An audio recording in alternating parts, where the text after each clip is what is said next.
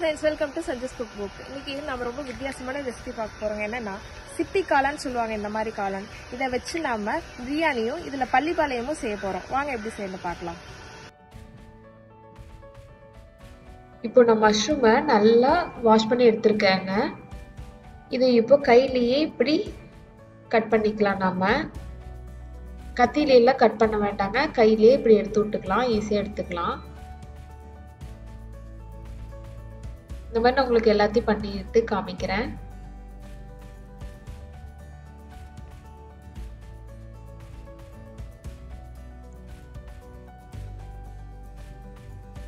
இப்போ ஒரு பிரியாணி செய்யறதுக்கு மாதிரி ஒரு குண்டை எடுத்துக்கோங்க, தம் போடுறதுக்கு தகுந்த மாதிரி.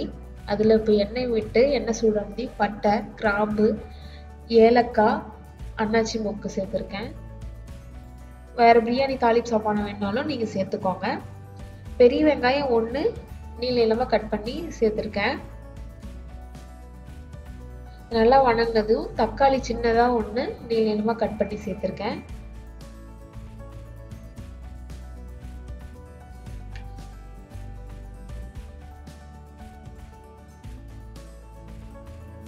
தக்காளி நல்லா வணங்கினதும் நாம இப்போ இஞ்சி பூண்டு பேஸ்ட் ஒரு 1 டேபிள் ஸ்பூன் அளவு சேர்த்துக்கலாம். இஞ்சி பூண்டு பச்சை வாசம் போனதுக்கு அப்புறம் நம்மளோட காளான் வந்து நான் 1.5 கப் எடுத்திருக்கேங்க. 1 கப் ரைஸ்க்கு 1.5 கப் எடுத்திருக்கேன். இப்போ கொஞ்சமா தண்ணி விட்டு வேக வச்சுக்கோங்க. இப்போ அந்த வெந்துட்டு இருக்கிற நேரத்துல நம்ம பள்ளிப்பாளையத்தையும் தாளிச்சு விட்டுக்கலாம். சூடானதையும் நம்ம ஒரு 2 டேபிள் ஸ்பூன் அளவு எண்ணெய் விட்டுக்கலாம். எனக்கு தாளிச்சு விட்ட வீடியோ கட் ஆயிருச்சு. நான் அதுக்கு இப்போ வந்து கடுகு, கருவேப்பிலை, வரமிளகாய், சின்ன வெங்காயம் போட்டு தாளிச்சிருக்கேன். இப்போ அது நல்லா வணங்கினதையும் நம்மளோட காளானை சேர்த்துக்கலாம். இது நார்மல் மஷ்ரூமோட ரொம்ப சூப்பரா இருக்குங்க. இப்போ இது நல்லா வெந்துருச்சு பிரியாணிக்கு காளான். கரம் மசாலா ஒரு 1/2 டீஸ்பூன் சேர்த்துருக்கேன். பிரியாணி மசாலா ஒரு 1 டேபிள் ஸ்பூன் அளவு சேர்த்துருக்கேன். Red chilli powder 2 table spoon அளவு சேர்த்துருக்கேன். உங்களுக்கு கலர் வேணும்னா காஷ்மீரி ரெட் சில்லி சேர்த்துக்கோங்க. இப்போ பொடியெல்லாம் பச்சை வாசம் போனதையும் தண்ணி 2 கப் சேர்த்துக்காங்க. 1 கப் ரைஸ்க்கு 2 கப் தண்ணி சேர்த்துக்கோங்க. இப்போ காளான் பாருங்க நல்லா தண்ணி விட்டுருக்கு. இப்போ மஞ்சத்தூளும் கொஞ்சமா உப்பும் தேவையான அளவு சேர்த்துக்கலாம். நல்லா தண்ணி விடுது பாருங்க, நல்லா மிக்ஸ் பண்ணி விட்டுக்கோங்க. இப்போ அது ஒரு பக்கம் வேகட்டும். நம்ம அதுக்குள்ள பிரியாணிக்கு ரைஸ் ஆட் பண்ணிக்கலாம்.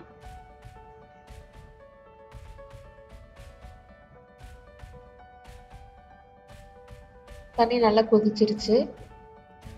இப்போ ரைஸ் ஆட் பண்ணிக்கலாம். நான் பாஸ்மதி ரைஸ் எடுத்திருக்கேங்க. உப்பு தேவையான அளவு சேர்த்துக்கோங்க.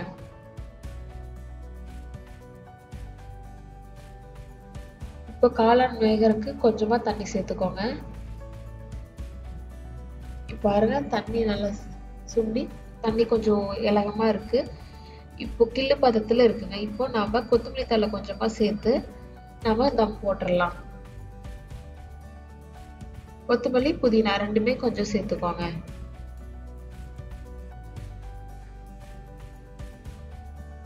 இப்போ பாருங்க பள்ளிப்பாளையமும் ரெடி ஆயிருச்சு. இப்போ நமக்கு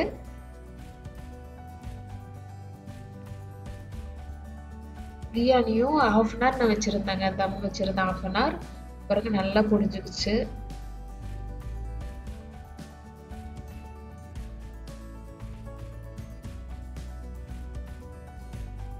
உதிரியா நல்லா புரிஞ்சுச்சுங்க. இது கண்டிப்பா செஞ்சு பாருங்க.